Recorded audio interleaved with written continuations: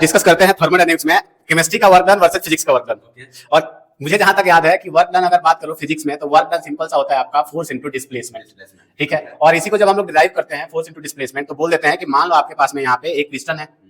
हाँ नहीं, अगर ये पिस्टन है और पिस्टन के अंदर कोई प्रेशर है तो इस प्रेशर की वजह से इधर एक फोर्स लगेगा और इस फोर्स को हम लोग बोल देते हैं प्रेशर इनटू एरिया।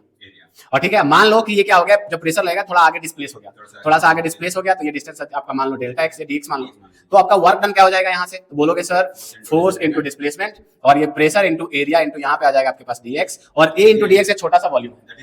हाँ तो ये आएगा पी डी वी, ठीक है। तो यहाँ पे ये आ गया वर्क फिजिक्स में। तो फिजिक्स में सिंपल सा है कि भाई अगर आपका वॉल्यूम एक्सपेंड हो रहा है तो वर्क पॉजिटिव होगा क्योंकि डीवी आपका पॉजिटिव है, मतलब एक्सपेंशन हो रहा है वर्क, हाँ वॉल्यूम बढ़ेगा तो हमेशा वर्क पॉजिटिव होगा, इसमें कोई एक्सेप्शन नहीं। बट ये तो फिजिक्स में हुआ ना, हाँ केमिस्ट्री में मैं पढ़ाता हूं कि work done by the system जो होता है वो होता है नेगेटिव होता है, ठीक है। तो फिजिक्स में एक्चुअली क्या है, हम लोग पढ़ रहे हैं रिजिड बॉडीज के बारे में, मोस्टली मैकेनिकल चीजों से डील कर रहे हैं। आप लोग मुझे लगता है जब केमिस्ट्री में पढ़ाते हो, आई डोंट नो आपका क्लियर करना, तो केमिस्ट्री में पढ़ाते हो तो आप ऐसा बोलते हो इस फॉर्मूला को डिराइव करने के लिए, जितना मैं रिकॉल कर पा रहा हूँ कि भाई आपके पास इसमें गैस है और यहाँ पे कोई ना कोई गैस का प्रेशर होगा, बिल्कुल भी इंटरनल, हाँ गैस का प्रेशर होगा। फिर आप बोलते हो कि मान लो एक पर्टिकुलर स्टेज पे आपने बाहर से एक फोर्स, एक मतलब तो गैस का प्रेशर है तो अंदर से फोर्स भी लगेगा, P of gas into area.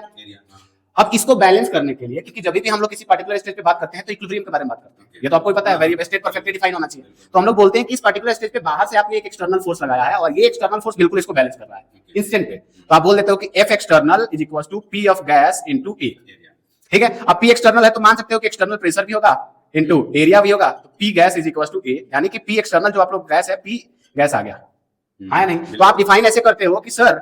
External force जो है उसका वर्क केमिस्ट्री में लिखा जाता है और एक्सटर्नल फोर्स क्या लग रहा है, तो ये अगर आगे मूव होना चाहता है तो फोर्स से पीछे लग रहा है, तो दोनों का डायरेक्शन कैसा हो गया सर, उल्टा पुल्टा। इसीलिए हम लोग वहां पे एफ एक्सटर्नल इनटू डीवी लगा देते हैं, केमिस्ट्री वाला F external sorry P external into dV, ये केमिस्ट्री में करते हैं। केमिस्ट्री वाला वर्क डन नेगेटिव हो गया हाँ, और पॉजिटिव हाँ तो बस ये क्या है एक्चुअली समझने का वे है, ऐसा कुछ नहीं है कि इधर अलग है उधर अलग है, दोनों सेम ही है। बस इसमें work done by gas molecular level पे कंसीडर करते हैं, यहाँ पे हम लोग थोड़ा मास लेवल बात करते हैं, हाँ रिजिड बॉडी लेते हैं। तो इन जनरल जो एक्चुअल डेफिनेशन होता है वही यूज होता है। इस केस में बस उसी चीज को घुमा के समझाया जा रहा है कि भाई गैस तो एक्सपेंड हो रहा है लेकिन बाहर से रोक के रखो,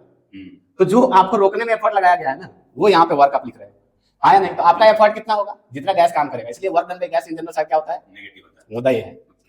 यही कंफ्यूजन है ना, फिजिक्स वाले टीचर बोलते हैं कि पॉजिटिव होता है, केमिस्ट्री वाले बोलते हैं कि वही समझने का तरीका है। अब जिसको बच्चे को डायरेक्शन याद होना चाहिए, इसमें मामला ये सिंपल सा है, ठीक है। मुझे तो लगता है यही सत्य है, आपस किसी को लगता है कोई और एक्सप्लेनेशन है, आपस में लड़ाई कर लेते हैं कि नहीं हमने फिजिक्स में पढ़ा है, नहीं फिजिक्स में नहीं, फिजिक्स तो बाद में पढ़ते हैं ना, केमिस्ट्री पहले पढ़ते हैं। तो मुझे लगता है कि हमें जो समझ में आया वो हमने बताया, अगर किसी टीचर या किसी बच्चे को लगता है कोई और एक्सप्लेनेशन तो हमें मिले तो बहुत खुशी होगी। हाँ ठीक है, ठीक है सर, अगली बार मिलते हैं।